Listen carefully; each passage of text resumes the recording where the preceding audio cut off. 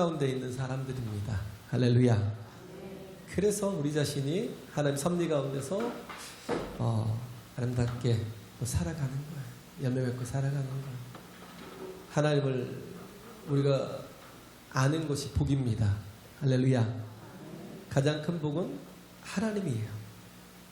우리가 착각하는데 하나님이 주신 것들이 복인 줄 알아요. 그렇지 않아요. 하나님이 복입니다. 하나님이 주신 아들 예수 그리스도가 복이에요. 할렐루야. 네? 로마서 8장 32절인가요? 보면 그잖아요. 아들을 내어주십니다. 무엇을 더 아끼시겠냐. 아들을 내어주셨어요. 왜? 우리에게 생명을 주시려고. 그죠? 우리에게 은혜를 주시려고. 욥기를 우리가 욥기를 또 했잖아요. 욥기를 보면서 느끼는 게 욥을 보면 그런 생각이 들죠. 왜 괜히 하나님이 고난을 주셔서 있잖아요. 아니 왜 괜히 하나님께서 자랑하셔서 왜 욥을 괜히 잘 살고 있고 가정도 평탄하고 살아가는데 문제가 없는 사람을 그렇게 막 풍랑 속으로 또 모든 걸 다 잃는 좌절 속으로 그러면서도 정말 더 힘든 건 뭐냐면 까닭을 모르는 고난이라. 도대체 까닭을 모르겠다는 거예요. 그런 경량 속으로 막 이끌어 가신 이유가 뭘까? 그잖아요. 하나님이 자랑만 안 하셨어도 욥에 대해서 자랑만 안 하셨어도 욥이 그잖아요. 그죠? 하나님 그런 말 저도 그럴 거예요. 아마 제가 욥이라면 하나님 제발 저 좀 가만두세요. 왜 저를 가지고 자꾸 자랑해서 왜 이런 고난을 주시고 왜 우리 가정을 다 풍비박산 만들고 이 모든 사업들이 다 자라가게 만들고 아내마저도 네 하나님을 욕하라고 저주하고 떠나가게 만들고 하나님 왜 그러십니까 도대체. 내가 뭘 잘못했다고 막 이럴 거야. 그잖아요. 그래서 계속 욥기는요 하나님의 임재가 나타나는 그 끝에까지 올 때까지 계속 이게 스트러글 하는 거예요. 갈등하고 있는 거예요. 그런데 그 해답은 뭐였냐면 하나님이시더라. 하나님이 그 가운데 자신을 드러내시니까 모든 게 싹 사라지는 거예요. 결국은 뭐냐면 하나님이 복이시다라는 거예요. 할렐루야. 하나님의 임재가 복이라는 거죠. 근데 왜 하나님께서 욥에 대해서 그렇게 마귀가 그를 시험하도록 한번 시험해봐. 한번 해봐. 왜 그러셨어요? 그가 믿음의 사람이라. 그가 뭐예요? 그가 대표라는 거예요. 대표. 그잖아요. 하나님께서 자부심을 가질 만한 대표라는 거예요. 네가 어떻게든 해봐. 다 흔들든지 뭐하든지 아무렇게나 다 해봐. 그가 절대 지지 않을 거야. 이길 거야. 승리할 거야. 그게 뭐냐면 우리 어제도 축구를 국가대표도 하고 올림픽 대표도 하고 있는데 둘 다 졌더라고요. 근데 이기고 지는 건 별로 그렇게 상관이 없는데 근데 이제 국가대표라는 건 대표라는 건 굉장히 자부심이 들잖아요. 그죠? 아주 큰 영광이죠. 가장 큰 영광이에요. 국가대표를 한다는 건.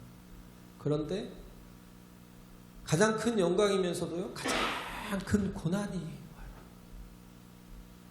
세상에서 겪어보지도 못한 숱하게 가장 어려운 그런 훈련을 해야 되고요. 네? 그런 모든 것들을 다 이겨내고 또 경기에 나가서도 그냥 가만히 있으면 맞서 싸울 게 뭐 있어요. 나보다도 강한 사람들과 계속 맞서서 계속 어떻게든 이겨내야 되기 때문에 얼마나 힘들어요. 그죠? 많이 다치더라고요. 또 유도 같은 거 하는 사람들은 중간에 다쳐갖고 결국은 어쩔 수 없이 이렇게 또 탈락한 사람도 있고 국가대표인데도 불구하고 그렇게 힘들게 어렵게 하면서 이겨내고 그래서 메달을 따내면 얼마나 영광스러워요. 그게 뭐냐면 자격이 있는 거예요.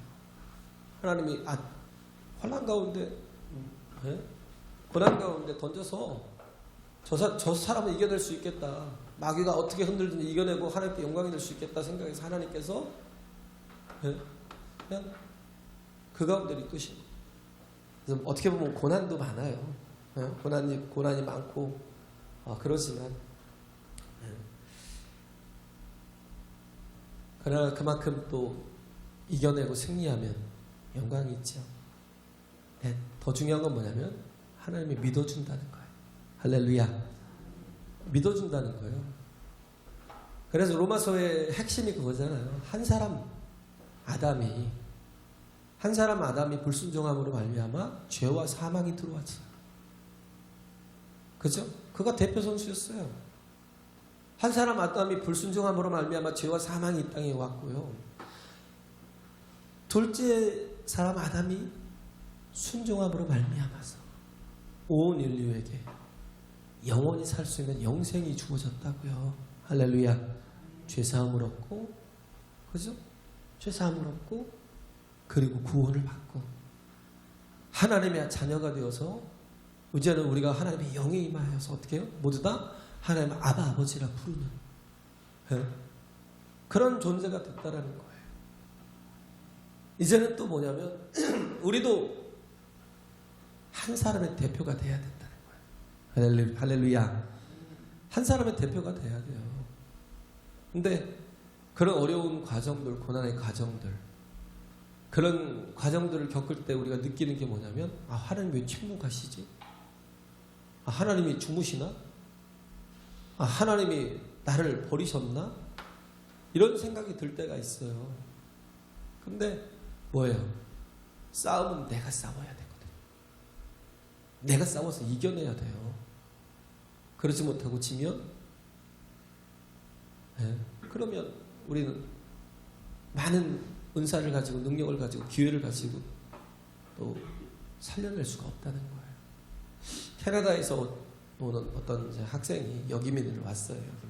캐나다로 갔다가 어렸을 때 갔다가 다시 중학교 때 여기민으로 다시 왔는데 아이가 견딜 수가 없는 거예요.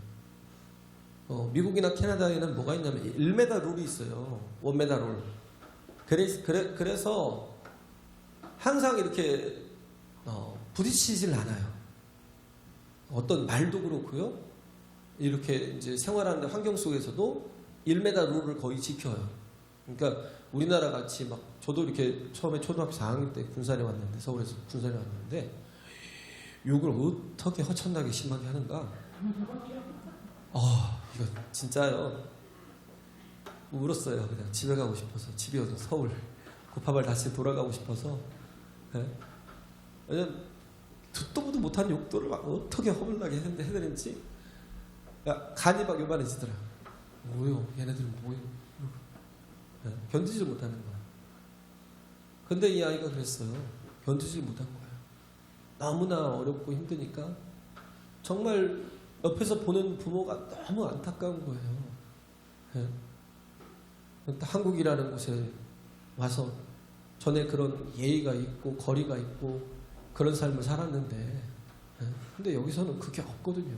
그게 전혀 없어요. 너무 힘든데 어떻게 부모가 가서 너 얘 더 이상 괴롭히지 마 라고 얘기를 해주고 싶지만 그러면 아이가 더 적응할 수가 없잖아요. 그러니까 이러지도 못하고 저러지도 못하고 그냥 격려한다고 말 한마디 던지고 위로한다고 말 한마디 던지면 아빠 내가 알아서 할게. 그러고 문 닫고 들어가 버리는 거. 그걸 문 닫고 들어가 보면 얼마나 마음이 아프겠어요, 부모가. 그죠? 찢어질 때도 아프죠. 근데 어떻게 해요? 차라리 한 3살, 4살 때가 좋아요. 아이를. 왜? 100% 부모의 의지에서 사니까. 3살, 4살 때까지. 100% 부모가 케어해주고 사니까. 근데 사춘기 때는 그게 안 되거든요. 아이가 스스로 이겨내야 거기서 성장이 되고 성숙이 되는데 그렇기 때문에 해줄 수 없는 게 있잖아요. 전에 수능 시험 볼 때 이렇게 막 늦어가지고 정말 경찰차 타고 와가지고 정신없이 아이가 막 뛰어들어가는데 문이 닫혔어요. 예? 8시가 딱 돼가지고 문이 딱 닫혀버린 거예요. 다 들어가고. 근데 우리나라는 또 통하잖아요. 아저씨 제발 시험 보게 해주세요. 막 들여보내주세요. 그러면 막 문을 빨리 열었어요. 빨리 들어가라고. 엄마는 그 문 그 철제에다가 고개를 내밀고요. 울면서 들어가는 걸 쳐다봐요. 그러면서 그 경비선 분한테 그러는 거예요. 차라리 내가 대신 시험 봐줬으면 좋겠다고. 대신 시험 봐줬으면 좋겠다. 정말 아이가 얼마나 힘들어하고 얼마나 어려우면 내가 대신 시험 봐줬으면 좋겠다. 우리 전대장한 집사의 마음도 그럴 마음일 거예요. 내가 대신 시험 봐줬으면 좋겠다. 하나님도 그래요. 하나님도 그렇다고요. 예수께서 이 땅에 오셨어요. 예수께서 이 땅에 오셔서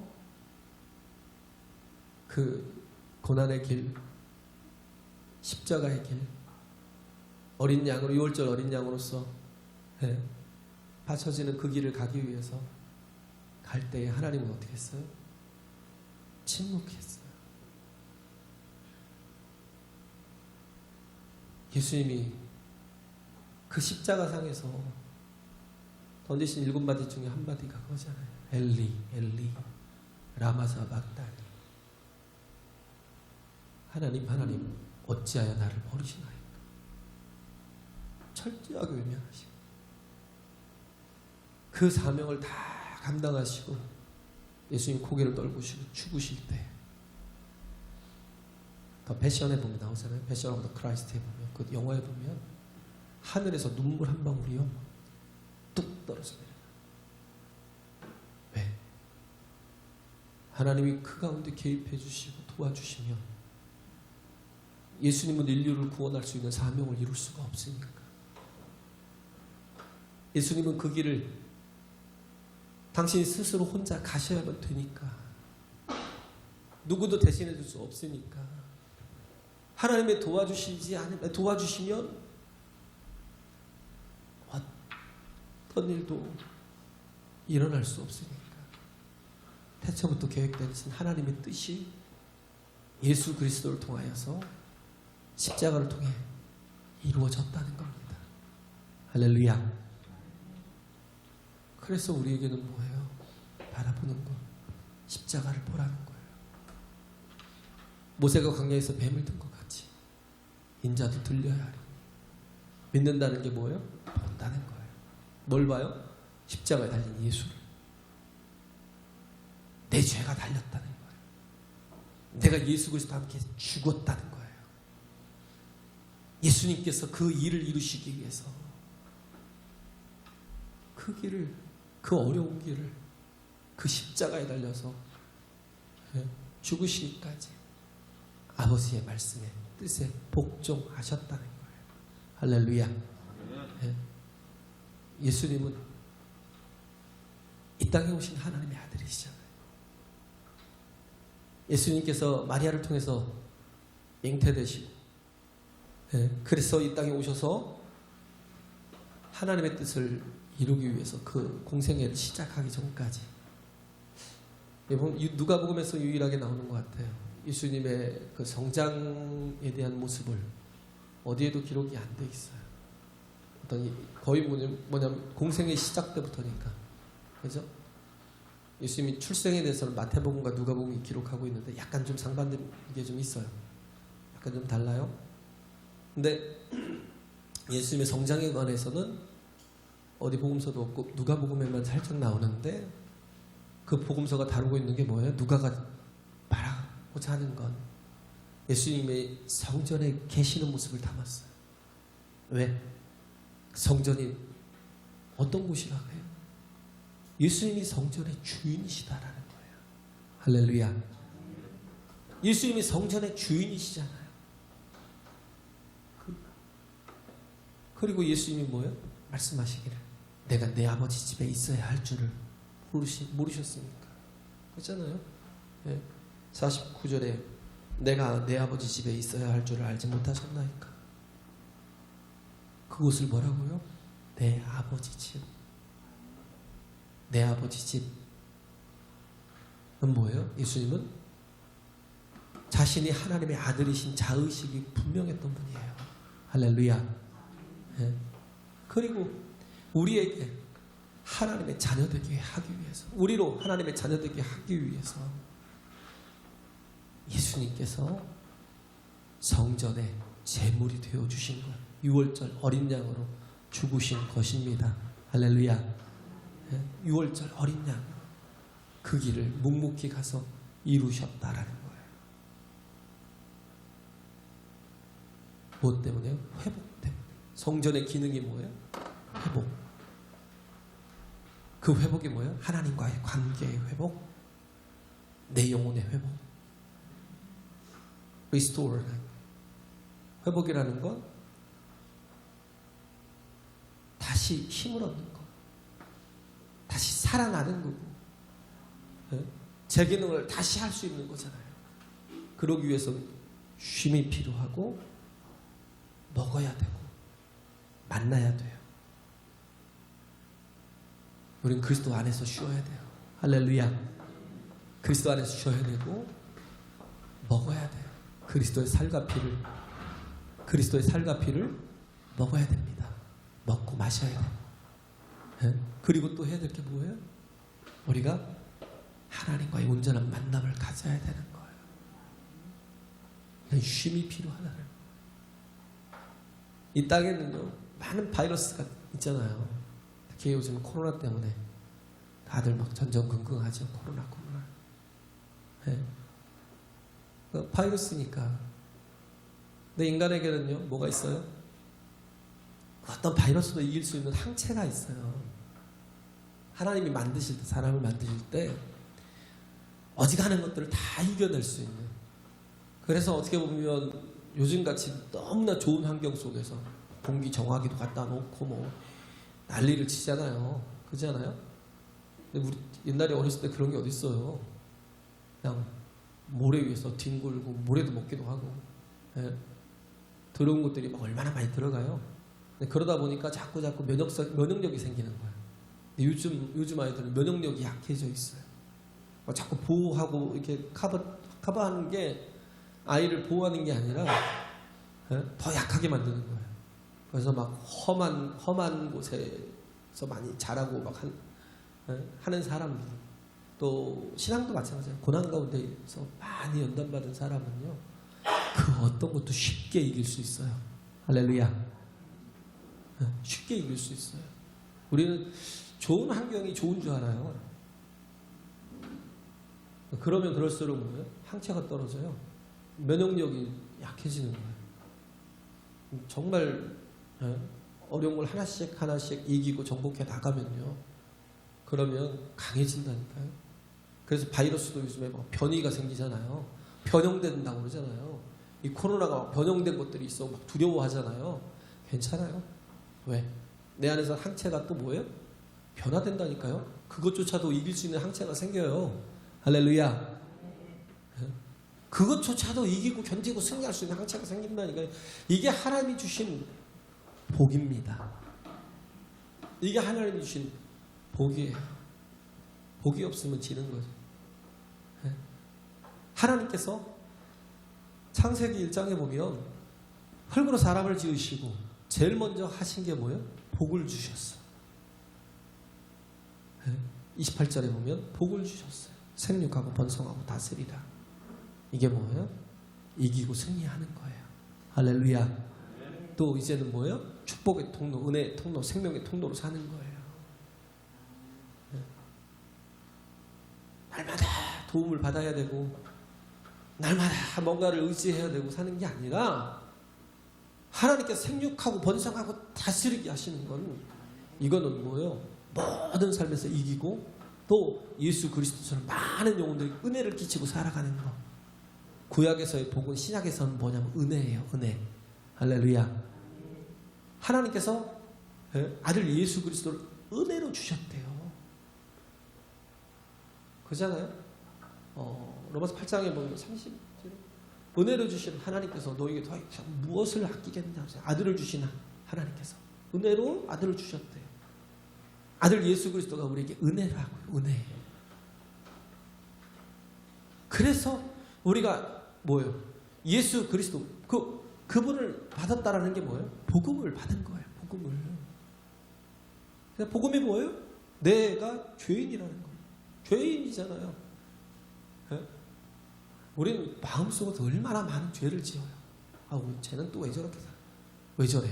바지가 또 뭐야? 머리는 또 뭐고? 막 그러면서 판단하고. 네? 이건 또 미워하고 정죄하고. 수도 없이 많은 죄를 짓습니다. 어쩌다 한번 선을 행한다니까요. 네? 근데도 몰라요. 선을 조금 몇 번 막 행하면 내가 의인인 것처럼 착각을 해요. 그러지 않아요. 원래 본래 죄인이에요. 근데 죄의 삭스는 뭐라고요? 사망. 그럼 다 죽을 수밖에 없어요. 근데 복음이 뭐예요? 하나님이 그런 죽어가는 우리를 사망의 권세 아래 묶여있는 우리를 하나님께서 뭐예요? 사랑하시더라는 거예요. 그래서 어떻게 하셨어요? 아들을 주신 거예요. 그를 주셨어요. 죽기까지 주신 거예요. 십자가에 달려 죽기까지 주신 거예요. 그럼 이제 우리가 해야 될 건 뭐예요? 영접하는 거. 받아들이는 거. 하나님이 주신 구원을, 내가 생각하는 구원은 뭐예요? 거의 세상이 생각하는 구원은 선하게 착하게 도덕적으로 윤리적으로 잘 살고 선행을 많이 하면 구원을 얻는다. 그게 세상의 구원의 방법이고요. 하나님의 방법은 뭐예요? 예수 그리스도라고요. 왜? 우리가 구원을 얻을 길이 하나도 없으니까 우리에게 예수 그리스도를 길로 양의 문으로 주신 거예요. 할렐루야. 내가 길이요 진리요 생명이. 그럼 아무리 말을 해도 그 말을 못 알아들어요. 다른 길이 없어요. 나 외에는 아버지께로 갈 길이 없다고요. 근데 하나님의 은혜로 어떻게 하셨어요? 영접하는 자, 곧 그 이름 믿는 자들에게는 하나님의 자녀가 되는 권세를 주셨대요. 할렐루야. 내가 동일하게 예수님과 같이 똑같은 권세를 가지고 살아갈 수 있는 방법이 뭐예요? 자녀가 되는 하나님의 자녀로 살아가는 방법은 영접하는 거예요. 예수 그리스도를 영접하는 거, 그 이름을 믿는 거. 네? 그래서 하나님이 세상을 이처럼 사랑하사 독생자를 주셨으니 이는 저를 믿는 자마다 멸망치 않고 영생을 얻게 하려 하십니다. 할렐루야. 네? 우리의 방법은 하나님이 주신 방법은 믿음이라고. 믿음으로 구원을 얻는 거예요. 네? 우리 행위로 되는 게 아니에요. 그래서 로마서 4장에 나오는 게 뭐예요? 행위도 아니요, 할례도 아니요, 율법도 아니라는 거예요. 오직 믿음으로. 할렐루야. 오직 믿음으로. 그 아들을 믿는 믿음으로. 그가 성전의 주인이심을. 그래서 그가 온전한 속죄양으로 모든 것들을 다 이루셨음을. 그래서 이제는 우리가 이 신약 교회는 뭐예요? 이제는 완벽하게 그 제사가 이루어진 교회예요. 할렐루야. 예수 그리스도를 통해서 온전한 제사가 다 이루어진 교회라는 거예요. 정상적인 성전의 기능이 다 이루어졌다라는 거. 예수께서 이 땅에 오셔서 흑신을 입고 오셔서 가신 모든 길의 흔적들이 다 있잖아요. 그는 분명히 이 땅에 오셨습니다. 할렐루야. 분명히 이루셨어요. 그리고 이루신 것을 믿고 영접하는 그 구원의 길을 받아들이는 사람, 하나님은 그 믿음을 의로 여기셔서 어떻게 구원하시고 자녀 삼아 주시고 하나님의 나라를 유업으로 주는 거예요. 할렐루야. 네. 복음이라는 건 계속 얘기해도 지나치질 않아요. 그렇기 때문에 이제는 하나님께서 우리를, 이 성전이잖아요. 우리가 뭘로 삼으셨어요? 제사장. 누가복음 2장, 아니 베드로전서 2장이 뭐라고 그래요? 너희는 왕같은 제사장이라고. 거룩한 나라고요. 네? 왕같은 제사장이라고요. 제사장의 역할이 뭐예요? 제사장의 역할은 두 가지를 감당하는 거예요. 그 민수기 18장에 있는 말씀처럼, 18장에 있는 말씀처럼 거기 뭐냐면 우리 직분을 잘 감당하는 거예요. 성전의 직분과 우리 제사의 직분을 잘 감당해야 돼요. 그래야 어떻게 돼요? 영혼들이 살아요. 할렐루야. 그잖아요. 우린 다 제사장이에요. 왕같은 제사장, 누구나 다 하나님의 자녀들이고 왕같은 제사장으로 세워진 거예요. 그렇기 때문에 우리가 우리의 직분을 다 잘 감당할 때 어떻게 해요? 우리 가정이 살아요. 우리 이웃들이 살고 세상이 변화될 수 있어요. 우리는 제사장으로서 예수님께서 뭐 주인이시다라는 건 그건 대제사장이시라는 말이잖아요. 이제는 우리가 제사장으로서 해야 될 일은 현실 속에 들어가는 거예요. 선지자들은 그러지 않아요. 선지자들은 내내 하나님 안에 거하고 있다가 거기서 말씀을 받으면 나와갖고 툭 던져요. 회개의 이놈들. 천국이 가까웠어 막 그러고 책망하고 큰 소리치고. 선지자들은 생활 속에 들어가진 않아요. 그러니까 괜히 막 좀 이렇게 상처받으면 막 하나님 앞에 로뎀나무 아래에서 막 죽기를 소원하고 죽여달라고. 엘리야 같은 거. 하나님께서 어떻게 해요? 또 먹여서 또 이렇게 회복시켜서 보내시고. 선지자들은 거의 생활 속에 잘 안 들어가요. 주신 말씀 받아갖고 전하는 게 다지만. 그러나 제사장들은 그게 아니에요. 제사장들은요, 현장 속으로 계속 들어가요. 현장 속에 들어가는 게 얼마나 위험해요. 민수기 16장에 보면 그들이 막 연병이 많을 때 하나님께서 진노에서 연병을 줄 때 모세가 빨리 아론에게 향로를 들고 막 그 가운데로 뛰어들려고 할 때 아론이 향로를 들고 왜 뛰어들었어요? 향로가 왜 기도잖아요. 살려달라고요. 저들을 용서해달라고. 할렐루야. 어디로 들어가는 거예요? 위험 속으로 들어가는 거예요. 왜? 제사장이니까. 제사장이니까 위험 속에 들어가는 거예요. 죄 가운데 들어가는 거예요. 그래서 어떻게 해요? 그들로 인하여 하나님의 진노가 멈추도록, 하나님의 죄사함이 임하도록, 하나님이 그래서 긍휼을 베푸시고 은혜를 베푸시도록 그 역할을 하는 게 제사장들이에요. 현장에 들어가는 거예요. 때로는 오염이 될 수가 있어요. 그잖아요. 때로는 오염이 될 수가 있잖아요. 왜? 제사장들이 어디로 갔어요? 각 지파별로 다 흩어져 들어갔어요. 그들은 12지파 속에 아들임에도 불구하고 하나님 구별하여 내시고 요셉의 아들을, 두 아들들을, 에브라임과 므낫세를 구별해 또 두 지파를 나눠가지고 그렇게 나눠버리시거든. 모든 기업들을 땅을 다 주셨지만 레위 사람들은 아무것도 분배하지 않고 어떻게 했어요? 그들로 인해서 먹고 살게 하셨어요. 11조 안 드리면 그 다음부터 뭐예요? 제사의 기능이 사라져요. 그럼 어떻게 해요? 계속 죄가 더 강성해져요. 죄가 더 풍성해진다고요. 소돔과 고모라가 왜 멸망했어요? 의인 10사람이 없어서. 제사장의 직분이 뭐예요? 의인된 역할을 해주는 거. 그들을 살려달라고, 그들을 구해달라고, 그들의 죄를 용서해달라고 제사를 대신 지내고 그러면서 그들에게 참 은혜가 흘러갈 수 있도록 하는 거. 할렐루야. 그게 우리의 역할이라고요. 의인 10사람이 없어서 소돔과 고모라가 멸망한 것처럼 선지자가 제대로 서 있지 못하면, 현장 속에 제대로 들어가 있지 못하면 그 지파는, 그 족속은 멸망할 수밖에 없다고요. 그렇기 때문에 그 지파 속 현장 속에 막 들어가잖아요. 들어가다 보면 오염될 때가 있어요. 타락할 때가 있어요. 위험해요. 왜? 사람들 속에 직접, 그들은 다 죄인이니까. 그들 속에 들어가서 또 자신은 또 죄인 아니에요? 자신에게도 죄성이 있으니까. 그들 속에서 들어가 있다 보면 또 오염되고, 또 그 엘리의 아들처럼, 홈리와 비나스처럼, 뭐 괜히 제사하는 걸 그냥 좋은 부위를 떼어다가 지들 마음대로 먹고 그러잖아요. 그러면서 타락하고 그런 경우도 있어요. 또 아론 같은 경우는 모세가 이게 시내산 올라가서 40일 동안 안 내려오니까 막 백성들이 불안한 거예요. 그래서 우리한테 보이는 신을 만들어달라고, 보이는 하나님 만들어달라고. 그래갖고 하나님을 만든 거예요. 하나님을, 다른 신을 만든 게 아니라 하나님이라고 내놓은 게 금송아지였어요.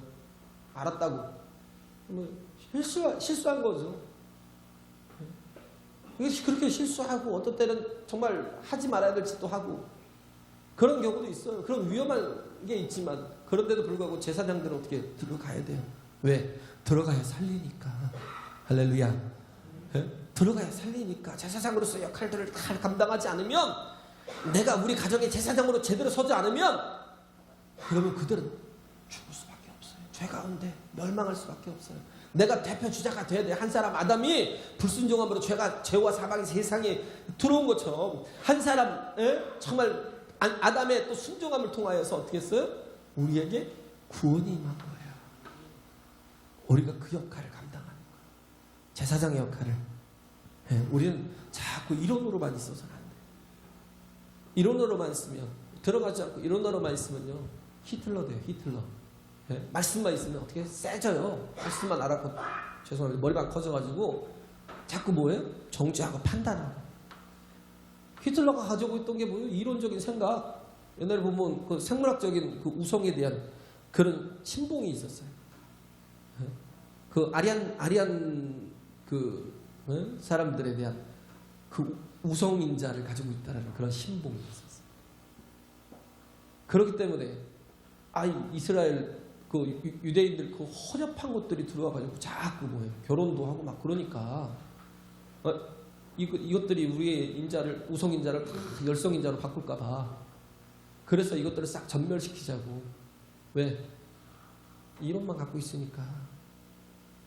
그 600만을 죽이는데도요, 어떻게 해요? 사명으로 알았어요. 사명으로.